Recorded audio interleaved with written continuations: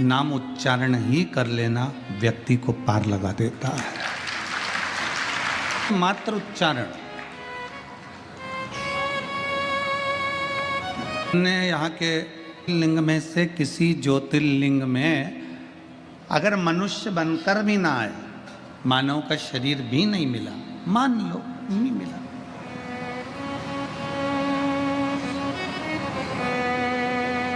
वैसे तो आप जितने काशी में कथा सुन रहे हो, गंगा जी के तट पर कथा सुन रहे हो और शिव महापुराण की कथा को श्रवण कर रहे हो, तो आपका और हमारा ये तो सील ठप्पा लग गया कि अगला जन्म नहीं होने वाला, बाबा के चरणों में जाने वाले हैं, ये फिक्स है। बोल बम का नारा है, सारी समस्या का हल। कोई लेट बनता है, कोई जल्दी बनता है, शिव को जल चढ़ाने वाला एक दिन सेठ जरूर बनता है। तो ये तो निश्चित हो गया कि जन्म नहीं होना, वापिस बार बार बार बार बार बार नहीं आना अपने को, तो अपने। और फिर निवेदन है, अगर वैकुंठ जाएंगे तो वापिस आएंगे, नरक जाएंगे तो वापिस आएंगे, और कैलाश चले गए तो फिर आओगे नहीं। यहीं अपना घर है, बाबा की नगरी में अपना निवास है, तो ना कहीं जाना है ना कहीं आना है, यहीं पर सब आए, अपने को नहीं जाना।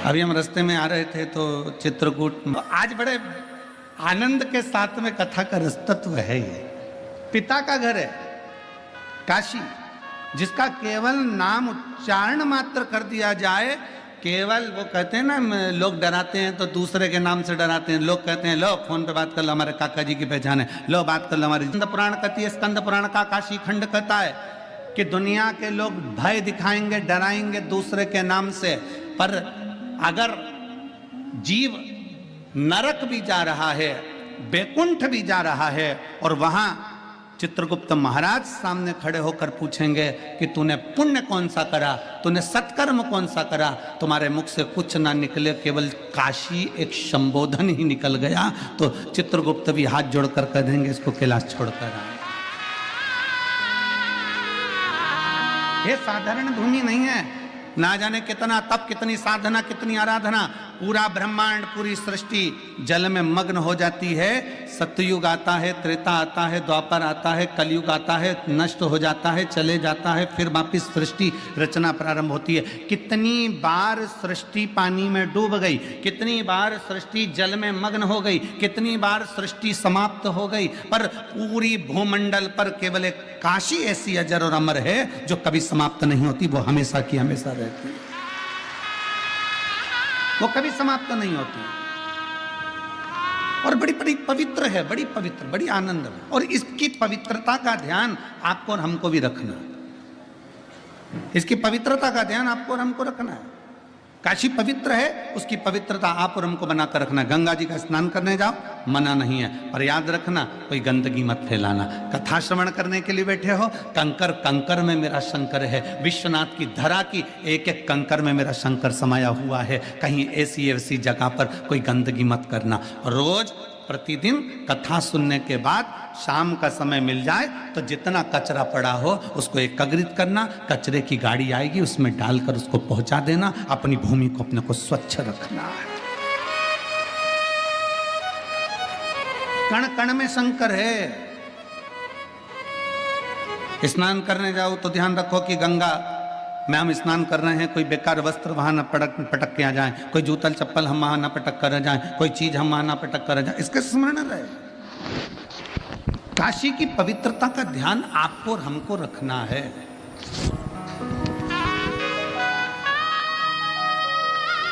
और शंभु शरण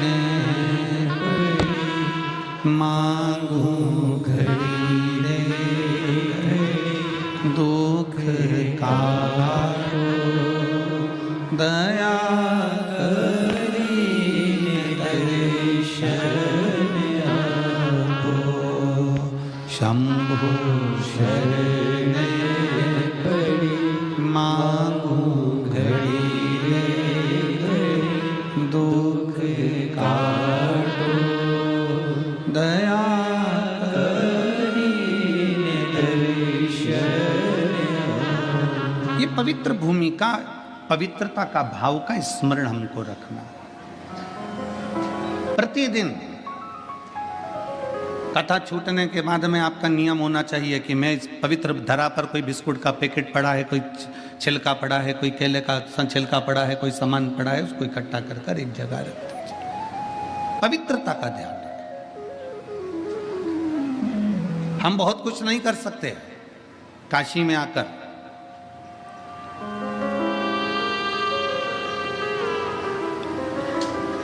दो चीजें कर सकते हैं। एक, मेरे बाबा का दर्शन, दूसरा काशी में आकर थोड़ी सी सेवा। एक, बाबा का दर्शन करिए और दूसरी सेवा करिए, और जितना बन सकता है सेवा के क्रम को आगे बढ़ाइए। कितनी सुंदर बात है। एक बड़ी सुंदर चरित्र आता है।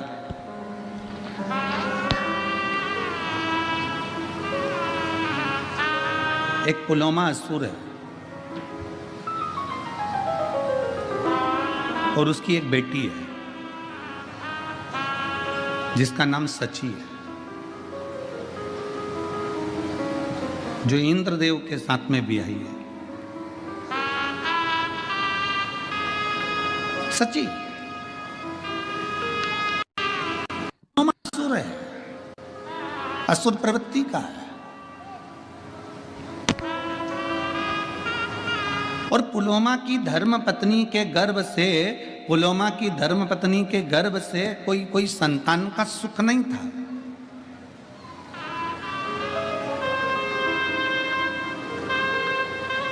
पुलोमा की धर्म पत्नी के गर्भ से कोई संतान नहीं थी, कोई औलाद नहीं थी। असुर है पुलोमा, असुर प्रवृत्ति का है पुलोमा, पर संतान का सुख नहीं था। अब उसको जब संतान की प्राप्ति नहीं हुई, बड़ा क्रोध में आ गया, बड़ा गुस्से में आ गया। करे तो करे क्या? पुलोमा ने विचार कर लिया कि अब देवताओं ने मुझे संतान नहीं दी है, इसलिए मैं सारे देवताओं को परेशान कर दूंगा। मुझे औलाद का सुख नहीं प्राप्त हुआ है तो मैं सारे देवताओं को परेशान कर दूंगा। सारे देवताओं के पीछे पुलोमा पड़ गया, सारे देवताओं के पीछे। वैकुंठ जाए, वहां भगवान नारायण को परेशान करे। ब्रह्मलोक में जाए, ब्रह्मा जी को परेशान करे। इंद्र लोक जाए तो इंद्र को परेशान करे। जहां जहां गरुण वरुण जितने लोक है, सारे लोकों में जाता और सबको परेशान करता, सबको कष्ट देता, सबको कष्ट, सबको परेशान करता, सब परेशान। एक दिन पुलोमा की पत्नी ने पुलोमा से कहा कि एक बात बताओ कि तुम रोज रोज चले जाते हो और हाहाकार मचा हुआ है, सारी दुनिया में तुम्हारा हाहाकार चल रहा है, कहीं तुम सबको परेशान कर रहे हो। अब की बार मैं चाहती हूं कि जब तुम किसी देवता को परेशान करने के लिए जाओ, कष्ट देने के लिए जाओ, तो उस समय मैं आपके साथ चलूंगा।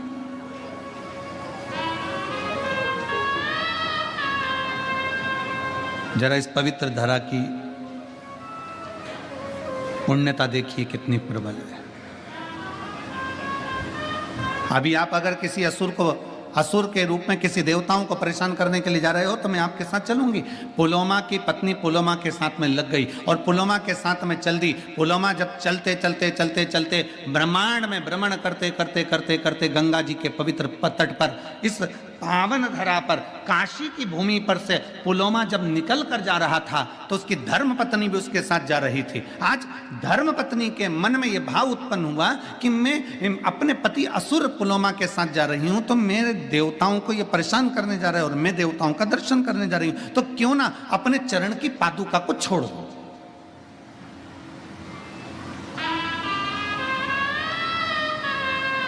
अपने चरण की पादुका को मैं त्याग दूं। कभी कभी आपके मन में भी ऐसा भाव जागृत होता है जब आप विश्वनाथ जी का दर्शन करने के लिए जाते हैं।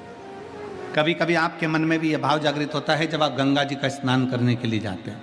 कभी कभी आपके मन में भी एक भाव जागृत होता है जब आप काल भैरव का दर्शन करने के लिए जाते हैं। कभी कभी आपके मन में भी भाव उत्पन्न होता है जब भगवान मां अन्नपूर्णा का दर्शन करने के लिए जाते हैं। क्या करते हैं, अरे पास में मंदिर है ना, चप्पल कहाँ ले के जाऊंगी, मंदिर के दरवाजे पर छोड़ूंगी, यहाँ बात छोड़ूंगी, इससे अच्छा ये चप्पल में गाड़ी के अंदर छोड़ के चली जाऊँ। बोलो जी हो, ए काशी वाली हो, सही है कि गलत है? कभी कभी अपने मन में विचार आता है कि ना? बोलो रे जी जाओ, सही है कि गलत है? अच्छे जम के तो बोलो, तुम्हारी आवाज से ज्यादा तो जी की आवाज है।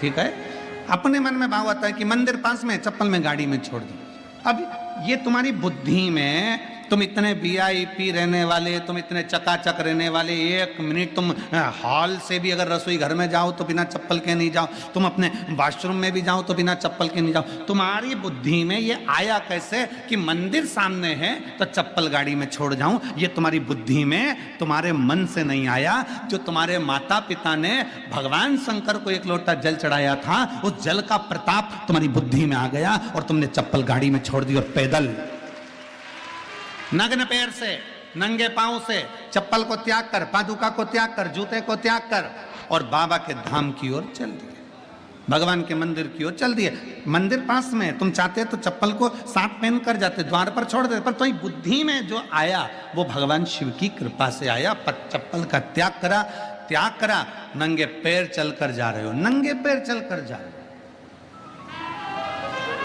अब पुलोमा की पत्नी ने विचार करा कि मेरा पति तो असुरों को, असुर प्रवृत्ति का और देवताओं को परेशान करने जा रहा है।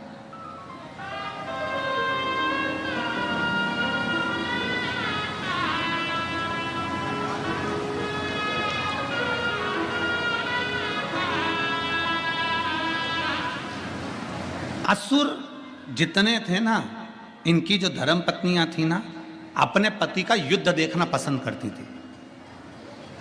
रामचरितमानस में एक बड़ा सुंदर भाव आया। रामचरितमानस में रावण मर गया, मंदोदरी रो रही है। रावण मर गया, मंदोदरी रो रही है, खूब आंसू ढल ढल कर रो रही है। तो मेरे राघव जी के मन में आया, मेरे राम जी के मन में आया, जरा पता तो करूं कि मंदोदरी इतना क्यों रो रही है। राम जी तुरंत लखन लाल जी के साथ, हनुमंत लाल जी के साथ में मंदोदरी के पास पहुंच गए। मंदोदरी क्यों रो रही हो? तुम्हारा पति मर गया इसलिए रो रही हो? मंदोदरी बोली नहीं, कर्म की गति है, भोगना तो है। मुझे मालूम था मेरा पति मरेगा। मंदोदरी, तेरे पुत्र मर गए तू इसलिए रो रही है? कर्म की गति है, मैं जानती थी कि मेरे पुत्र गलत का साथ दे रहे हैं तो वो भी मरेंगे। मंदोदरी, तेरा देवर कुंभकर्ण मर गया इसलिए रो रही है? नहीं, कर्म की गति है, वो भी भोगना है। तेरा पूरा राक्षस कुल समाप्त हो गया मंदोदरी, तू इसलिए रो रही है? मंदोदरी कहती है नहीं, मेरा रोना इसलिए भी नहीं है। फिर मंदोदरी तू रो क्यों रही है?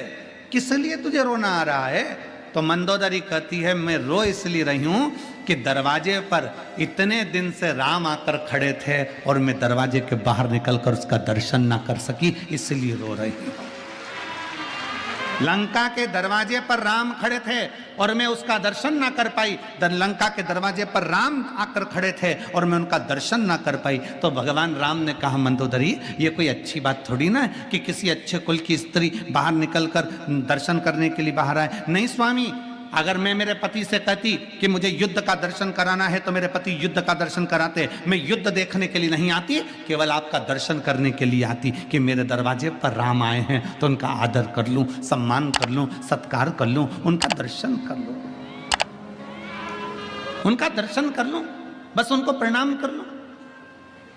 राम जी ने कहा मंदोदरी तुझे युद्ध देखने का इतना शौक है? नहीं, शौक नहीं है, केवल आपके दर्शन का शौक है। ठीक है मंदोदरी,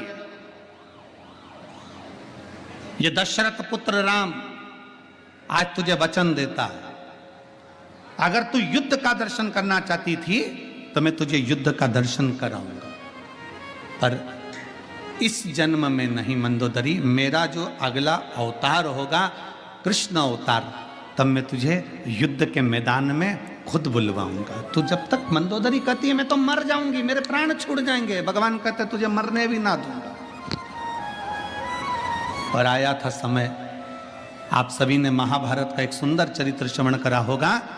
भीम ने शब्द कह दिया था द्वारकानाथ के सामने, द्वारकाधीश चिंता करने की जरूरत नहीं है, ऐसे कौरवों की सेना को तो मैं मरोड़ कर छोड़ दूंगा और तोड़कर इनको फेंक दूंगा, इनको तो मैं जीवित नहीं रहने दूंगा। जब भगवान द्वारकानाथ के शब्द सुना तो द्वारकाधीश को लगा कि पांडवों में सबसे ज्यादा अभिमान भीम को अपनी वीरता का है, ये बर्बाद कर देगा,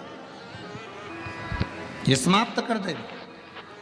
और भीम को इतना अहंकार आना है तो ये भीम कहीं ना कहीं समाप्ति की ओर लेकर जाएगा। इसलिए भगवान द्वारकानाथ ने कहा भीम युद्ध मार्ग में लड़ना, तुम्हें अपनी वीरता का अहंकार है, हम जानते हैं, तुम जाओ एक काम करो, लंका जाना, वहां से मंदोदरी को लेकर आओ, मंदोदरी को लेकर आना और कहना कि मुझे युद्ध के मैदान में युद्ध का दर्शन कराने के लिए द्वारकानाथ ने बुलाया। मंदोदरी कौन? भीम पूछ रहे हैं। तो भगवान द्वारकानाथ कहते हैं पहले लंका में जाओ, मंदोदरी को लेकर आओ। भीम लंका में गए, भीम ने जाकर लंका में प्रणाम किया और पूछा कि मंदोदरी कहाँ रहती है। बूढ़ी सी मंदोदरी अपने कक्ष में बैठी हुई थी। भीम ने जाकर प्रणाम कर कर कहा मंदोदरी हो? हाँ, चलिए, कौरव और पांडवों का युद्ध होने वाला है, उसका दर्शन करने के लिए द्वारकानाथ ने बुलाया है। मंदोदरी की आंख से आंसू बह गए। द्वारिकाधीश, मेरे राम जी का अवतार हो गया, प्रणाम करती हूं मेरे द्वारकानाथ को। द्वारकानाथ किसका युद्ध है? मेरे द्वारकाधीश युद्ध लड़ रहे हैं। भीम कहते हैं द्वारकानाथ युद्ध नहीं लड़ रहे, मेरे जैसे शूरवीरों का युद्ध है।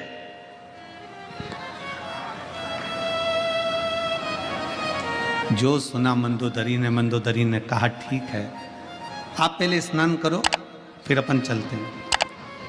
भीम स्नान करने के लिए गए, भोजन करने के लिए मंदोदरी ने कहा कि तुम स्नान कर कर आओ, भोजन की तैयारी है, फिर अपन चलते हैं। भीम स्नान करने के लिए लंका के पीछे गए, तालाब में कूदे, कूदने पर भीम को तालाब में से निकलने में 3 दिन लग गए।